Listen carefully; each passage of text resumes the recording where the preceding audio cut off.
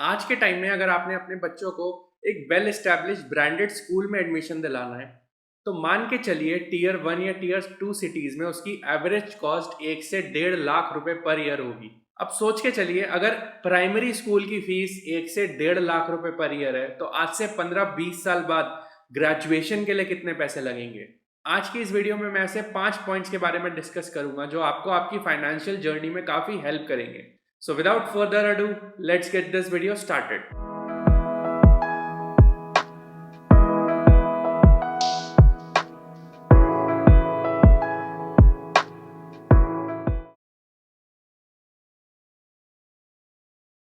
Point number 1, setting financial goals. ना सिर्फ आपको बल्कि आपकी पूरी फैमिली को एक फाइनेंशियल प्लानिंग के हिसाब से चलना बहुत जरूरी है। सो अकॉर्डिंग टू मी, आप अपने फाइनेंशियल गोल्स को 3 पार्ट्स में डिवाइड कर सकते हैं। Number 1 emergency, number 2 education and number 3 retirement. So अब बात करते हैं सबसे पहले और सबसे इंपॉर्टेंट गोल के बारे में, दैट इज इमरजेंसी गोल। सो आपकी इमरजेंसीज के लिए आपके पास ये 3 चीजों का होना बहुत जरूरी है। पहला, आपके पास एक इमरजेंसी फंड का होना बहुत जरूरी है, and your emergency fund should be at least equal to 6 months of your monthly expenses. Ideally it should be 12 months, but minimum 6 months का तो आपके पास इमरजेंसी फंड होना ही चाहिए। नंबर 2, आपके पास आपकी और आपकी पूरी फैमिली के लिए और जो भी आपका बच्चा ऐड होगा उसके लिए एक अच्छा हेल्थ इंश्योरेंस प्लान होना बहुत ज़रूरी है, ताकि आपकी हेल्थ इमरजेंसीज में वो हेल्थ इंश्योरेंस काम आ सके। Number 3, life insurance. सो एक अच्छा लाइफ इंश्योरेंस होना या फिर टर्म प्लान होना भी बहुत ज़रूरी हो जाता है, and the value of your term plan should be minimum 20 times of your annual expenses. So सबसे पहले आप वर्क करिए अपने इमरजेंसी गोल्स को फुलफिल करने के लिए, एंड जब ये इमरजेंसी गोल्स आपके फुलफिल हो जाएं उसके बाद आप अपने दूसरे गोल पे आइए, जो कि है education goal. Education expenses for your child can be the biggest expenses in your parenthood journey, and because ये सबसे बड़े एक्सपेंसेस होने वाले हैं आपके बच्चे की लाइफ में, तो आप अभी से उनके लिए प्लानिंग करके चलेंगे तो ज़्यादा बेटर होगा। उसके लिए सबसे बेस्ट ऑप्शन यही होगा कि आपका बच्चा जैसे ही बॉर्न होता है आप उसके लिए एक SIP स्टार्ट कर दीजिए, एंड आप देखिएगा due to the power of compounding, भले ही आप अभी 2,000 रुपये या फिर 5,000 रुपये से SIP स्टार्ट कर रहे हैं per month depending upon your salary, but ये 2,000 रुपये या फिर 5,000 रुपये आज से 15-20-25 साल बाद बहुत बड़े अमाउंट पे ग्रो हो जाएंगे, एंड वो सारे एजुकेशन एक्सपेंसेस जो आपके कॉलेज में आपके बच्चे के काम आएंगे वो इस SIP के थ्रू पूरे हो जाएंगे। Now comes the last goal, that is retirement.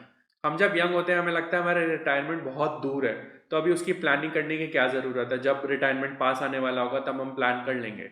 But देखते ही देखते आपकी रिस्पॉन्सिबिलिटीज आने वाले टाइम में आप देखिएगा और ज़्यादा बढ़ती चली जाएंगी जैसे जैसे आपकी फैमिली ग्रो होगी, तो आपको अपने लिए बाद में अपने रिटायरमेंट के लिए सोचने का टाइम भी नहीं मिलेगा। तो इससे बेटर यही है, अभी आप यंग है, रिस्पॉन्सिबिलिटीज़ भी आप पे कम से कम है, अभी आपकी फैमिली ग्रो हो रही है, तो जैसे जैसे आपके एक्सपेंसेस बढ़ेंगे हो सकता है आपके पास आपके रिटायरमेंट के लिए जोड़ने के लिए बाद में कुछ पैसा ही ना बचे। तो सबसे बेटर यही रहेगा कि आप अभी से अपनी रिटायरमेंट की प्लानिंग स्टार्ट करें, एंड एक सेट अमाउंट हर महीने या फिर हर साल अपने रिटायरमेंट के लिए रखें, ताकि आपका रिटायरमेंट ईजिली निकल सके। सो अब जब हमने अपने फाइनेंशियल गोल्स डिसाइड कर लिए हैं, तो अब चलते हैं इस वीडियो के पॉइंट नंबर 2 की तरफ, जो कि है बजटिंग फॉर एवरी स्टेज। सो आपको अगर किसी भी स्टेज में एक अच्छा बजट बनाना है, तो मेरे अकॉर्डिंग सबसे पहले आप अपने एक्सपेंसेस नोट डाउन करिए। तो मान लीजिए अगर आप आज से अपना बजट बनाना स्टार्ट करना चाहते हैं, तो आप 1 महीने का पहले टाइम लीजिए और अपने सारे एक्सपेंसेस नोट डाउन करिए। जब आपके वो एक्सपेंसेस नोट डाउन हो जाएं, तो आप अगले महीने से अपने बजट के तरफ ध्यान दीजिए। सो इस एक्सरसाइज से आपको ये आइडिया मिलेगा कि आप कहाँ का अननेसेसरी एक्सपेंसेस कर रहे हैं और उन एक्सपेंसेस को आप कहाँ कहाँ कट डाउन कर सकते हैं। So for budgeting you should follow 50-30-20 budgeting rule. So according to this rule, 50% of your monthly household income should be allocated towards your needs. Needs यानी कि ऐसी ज़रूरतें जिनके बिना आपका गुजारा नहीं होगा। फॉर एग्जाम्पल, घर का आपका रेंट हो गया, बिजली का बिल हो गया, राशन हो गया, या फिर कोई EMI अगर आपको देनी है, तो ये सारी ज़रूरतें नीड्स में आ जाती हैं। Now 30% should be allocated towards your wants. So wants यानी कि ऐसी चीज़ें जो आपके लिए ज़रूरी नहीं है बट आप करना चाहते हैं। फॉर एग्जाम्पल, आप फैमिली के साथ वेकेशन पे जाना चाहते हैं, या फिर बाहर खाना जाना चाहते हैं, या फिर मूवी देखने जाना चाहते हैं, या फिर आप कपड़े खरीदना चाहते हैं, तो ये सारी चीज़ें वॉन्ट्स में आ जाती हैं। And now balance 20% should be allocated towards your savings और इन्वेस्टमेंट्स। आपको आपके बच्चे की हर स्टेज के अकॉर्डिंग एक बजट बनाना बहुत ज़रूरी हो जाता है। सो इसलिए मैं रिकमेंड करूँगा आप अपने बच्चों के एज के अकॉर्डिंग अपने बजट को 4 ग्रुप्स में डिवाइड कर लीजिए। पहला, न्यू बॉर्न से लेकर 3 इयर्स तक की एज। दूसरा, 4 ईयर से लेकर 12 ईयर्स तक की एज, तीसरा 13 ईयर से लेकर 18 ईयर्स तक की एज, एंड चौथा 18 ईयर्स या उससे ज़्यादा की एज। बिकॉज यही सबसे मेजर स्टेजेस हैं एक बच्चे की लाइफ में, जहाँ उसको अलग अलग टाइम पे अलग अलग पैसों की ज़रूरत पड़ती है। तो इस अकॉर्डिंग आप 4 कैटेगरीज में डिवाइड कर लीजिए।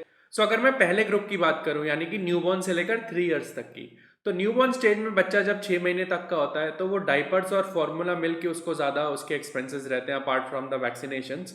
मैं इसमें नीड्स ही लेके चल रहा हूँ, वांट्स नहीं लेके चल रहा। फॉर एग्जांपल आपका स्ट्रॉलर हो गया, प्रैम हो गया, कैरी कॉट हो गया, ये सारे पेरेंट टू पेरेंट डिपेंड करते हैं, कोई लेता है कोई नहीं लेता है, इसलिए मैं नीड्स के ऊपर ही जा रहा हूँ। अगर मैं डाइपर्स की बात करूँ, स्टार्टिंग के 6 मंथ्स में बच्चा लगभग 7 से 8 बार एक दिन में डाइपर्स चेंज करता है। अगर एक डाइपर की मैं एवरेज कॉस्ट की बात करूँ, तो एक डाइपर आज के टाइम में एवरेज उसकी प्राइस जो है वो है 10 से 12 रुपए। तो आप मान के चलिए सिर्फ और सिर्फ डाइपर्स का आपका एक महीने का जो कॉस्ट बैठेगा वो लगभग बैठेगा 3 से 4 हज़ार रुपए। और अगर मैं फार्मूला मिल्क की बात करूँ, जो बच्चे फार्मूला मिल्क जिनको एडवाइज्ड होता है इनिशियल 6 मंथ्स में, तो फार्मूला मिल्क का अगर मैं एक बॉक्स की आज के टाइम में प्राइस की बात करूँ, तो एक बॉक्स उसका अप्रोक्सीमेटली एवरेज कॉस्ट उसकी 800 रुपीज़ है। और लगभग लगभग एक महीने में आपको 7 से 8 बॉक्स खरीदने ही पड़ेंगे। सो आप फार्मूला मिल्क की कॉस्ट देख लीजिए, एक महीने की लगभग 6 to 8 thousand रुपीज़ बैठेगी, depending upon the brand whichever you are giving. So सिर्फ और सिर्फ डाइपर्स और फार्मूला मिल्क का ही अगर आप टोटल करोगे तो लगभग 10,000 रुपये पर मंथ बैठ जाएगा। और ये इनिशियल 6 मंथ्स में है। आने वाले टाइम में ऑब्वियसली ये खर्चे और एडअप होने वाले हैं, बिकॉज उनकी क्लोथिंग इंक्रीज हो जाएगी, उनके एजुकेशन के खर्चे आ जाएंगे, अपार्ट फ्रॉम द वैक्सीनेशन जो चलती रहेगी काफ़ी टाइम तक। तो इसलिए आप अपने बजट को इन 4 मेजर कैटेगरीज में डिवाइड कर लीजिए अपने बच्चों के एज के अकॉर्डिंग, एंड उस अकॉर्डिंग आप अपना बजट बनाइए तो ज़्यादा बेटर रहेगा। सो अब चलते हैं इस वीडियो के थर्ड पॉइंट की तरफ, जो कि है एजुकेशन सेविंग्स प्लान। तो आज के टाइम में जब प्राइमरी स्कूल की फीस 1 लाख रुपए है on an average per year, तो आने वाले टाइम में मिडिल स्कूल और कॉलेज फीस कितनी ज़्यादा होने वाली है। एंड बिकॉज इन्फ्लेशन भी आगे एडअप होता चला जाएगा, तो उस वजह से कॉस्ट और भी ज़्यादा इंक्रीज हो जाएगी। और ये सिर्फ मैं ट्यूशन फीस की बात कर रहा हूँ, इसमें फूड या फिर उसके हॉस्टल का खर्चा या फिर ट्रांसपोर्टेशन का खर्चा ये सब इंक्लूडेड नहीं है। तो इसमें ये सब भी एडअप होंगे। सो मेरे अकॉर्डिंग 3 ऐसे इंस्ट्रूमेंट्स जहाँ पे आपको अपने बच्चों के एजुकेशन के लिए पैसे इन्वेस्ट करने चाहिए। सो उसमें से पहला है सुकन्या समृद्धि योजना। It is one of the most popular schemes of the central government under the initiative Beti Bachao Beti Padhao campaign. सो इसके अकॉर्डिंग अगर आपकी कोई गर्ल चाइल्ड है, उसकी एजुकेशन या फिर उसकी मैरिज के लिए आप इसमें पैसे इन्वेस्ट कर सकते हैं। एंड इसका सबसे बेस्ट पार्ट ये है कि इसमें जो भी विड्रॉल अमाउंट होगा आपका, including the interest amount, that will be completely tax free. So अब बात करते हैं दूसरे इंस्ट्रूमेंट के बारे में, जो कि है इक्विटी लिंक म्यूचुअल फंड्स। सो आप अपने बच्चों के एजुकेशन की सेविंग्स के लिए आज ही से एक अच्छे म्यूचुअल फंड में इन्वेस्ट करना स्टार्ट कर सकते हैं, एंड लॉन्ग टर्म के लिए बने रह सकते हैं। एंड आप देखिएगा आपका वो छोटा सा अमाउंट, भले ही आप 2,000 रुपये या फिर 5,000 रुपये पर मंथ से स्टार्ट कर रहे हैं, तो ये छोटा सा amount month by month, year by year multiply होकर आपको बहुत ज़्यादा अमाउंट दे देगा। सो अगर मैं थर्ड इंस्ट्रूमेंट की बात करूँ तो वो है PPF, so public provident fund. इसमें मिनिमम आप 15 ईयर्स के लिए आपको इन्वेस्ट करना पड़ता है, एंड 15 ईयर्स के बाद जो भी आपका इन्वेस्टमेंट अमाउंट होता है वो कंप्लीटली टैक्स फ्री होता है, जो भी उसका विड्रॉल होता है including the interest amount. So this is the best part. So apart from the PPF, my personal favourite being the EPF, that is employ provident fund. So सारे salaried individuals को मैं यही रिकमेंड करूंगा, at least आप EPF में ज़रूर invest करें, because आपका वो छोटा सा अमाउंट आपको लॉन्ग रन में बहुत ज़्यादा रिटर्न्स देगा। सो ये स्कीम्स और इनके अलावा और भी बहुत सारी ऐसी स्कीम्स हैं जिनके ऊपर मैं ऑलरेडी एक डेडिकेटेड वीडियो बना चुका हूँ, तो मैं नीचे डिस्क्रिप्शन में लिंक डाल दूंगा, आप जाके देख सकते हैं। सो अब चलते हैं इस वीडियो के फोर्थ पॉइंट की तरफ, जो कि है इन्वेस्टिंग फॉर लॉन्ग टर्म। सो चल रहे डिस्कशन से आपको ये तो आइडिया लग गया होगा कि आने वाले टाइम में आपके बच्चे के हर स्टेज के लिए आपको पैसों की ज़रूरत पड़ने वाली है। सो क्यों ना हम ये भी डिस्कस कर लें कि लॉन्ग टर्म के लिए कौन कौन से ऐसे इन्वेस्टमेंट ऑप्शंस हो सकते हैं जो बहुत ज़्यादा अच्छा रिटर्न आपको दे सकते हैं। सो एजुकेशन के लिए तो ऑलरेडी मैं 3 इंस्ट्रूमेंट्स के बारे में अभी डिस्कस कर चुका हूँ। इनके अलावा जो इंस्ट्रूमेंट्स होते हैं, आइए उनको डिस्कस करते हैं। So first one being the safest option, that is fixed deposit. मैं फिक्स्ड डिपॉजिट के लिए बहुत ज़्यादा रिकमेंड नहीं करूँगा, बट हाँ एक सेट अमाउंट आपका एटलीस्ट फिक्स्ड डिपॉजिट में भी होना चाहिए, बिकॉज फिक्स्ड डिपॉजिट के आज के टाइम में जो इंटरेस्ट रेट है वो हार्डली इन्फ्लेशन को भी बीट कर पाते हैं, तो बहुत ज़्यादा आपको उस पर रिटर्न नहीं मिलेगा। बट अगर आपको सेफेस्ट इंस्ट्रूमेंट की तरफ जाना है तो fixed deposit will be your best option. Next is gold. Gold की अगर मैं 2000 ईयर के प्राइसेस की बात करूँ तो you can check on the internet also, it was around 4400 rupees पर 10 grams, and now sitting in 2024 it is now around 65,000 rupees per 10 gram approximately, if I am not wrong. So approximately 60,000 rupees appreciation per 10 gram of gold in just 24 years. तो आने वाले time में gold की value जाहिर सी बात है और increase होगी। ये सबसे सेफेस्ट ऑप्शन माना जाता है इंडिया में खासकर। तो आप ईयर 2000, 2005, 10, 15, 20 में भी अगर आप कंपेयर करें तो आप ईयर ऑन ईयर आप इसमें देख सकते हैं जितना भी इंक्रीज हो रहा है। तो एक श्योर शॉट सेफेस्ट ऑप्शन है अगर आप इसमें इन्वेस्ट करना चाहते हैं। सो अगर आपको फिजिकल गोल्ड नहीं रखना है घर में या फिर आपको लगता है सेफ्टी इशू है तो आप फिजिकल गोल्ड की जगह डिजिटल गोल्ड भी ले सकते हैं। आप अपने बैंक से बात कर सकते हैं। बहुत सारे आजकल प्लेटफॉर्म्स आ गए हैं जहाँ से आप डिजिटल गोल्ड भी खरीद सकते हैं या फिर आप सोवरेन गोल्ड बॉन्ड्स में इन्वेस्ट कर सकते हैं। So sovereign gold bonds is also a very good investment option if you want to invest in gold. कोई भी लॉन्ग टर्म इन्वेस्टमेंट स्टार्ट करने से पहले मैं सबसे पहले यही रिकमेंड करूंगा कि आपकी इमरजेंसी गोल के लिए सबसे पहले आपके पास पैसे होने चाहिए, जो मैंने पहले भी डिस्कस करा। इमरजेंसी गोल यानी कि आपके पास इमरजेंसी फंड होना बहुत ज़रूरी है। दूसरा, आपके पास एक हेल्थ इंश्योरेंस होना बहुत ज़रूरी है। एंड तीसरा, आपके पास एक लाइफ इंश्योरेंस या फिर टर्म प्लान होना बहुत ज़रूरी है। तो ये जब तीनों चीज़ें आपके पास फुलफिल हो जाए उसी के बाद आप लॉन्ग टर्म इन्वेस्टमेंट के लिए प्लानिंग स्टार्ट करें। सो अब चलते हैं इस वीडियो के लास्ट पॉइंट की तरफ, that is point number 5, teaching financial literacy to your children. So पैसे कमाने की जर्नी का रोड मैप तो मोस्टली हर पेरेंट्स अपने बच्चों को दे ही देते हैं, बट ऐसे बहुत से कम पेरेंट्स होते हैं जो सेव करना सिखाते हैं अपने बच्चों को। एंड बिलीव मी, अर्न करने से ज़्यादा इंपॉर्टेंट है सेव करना।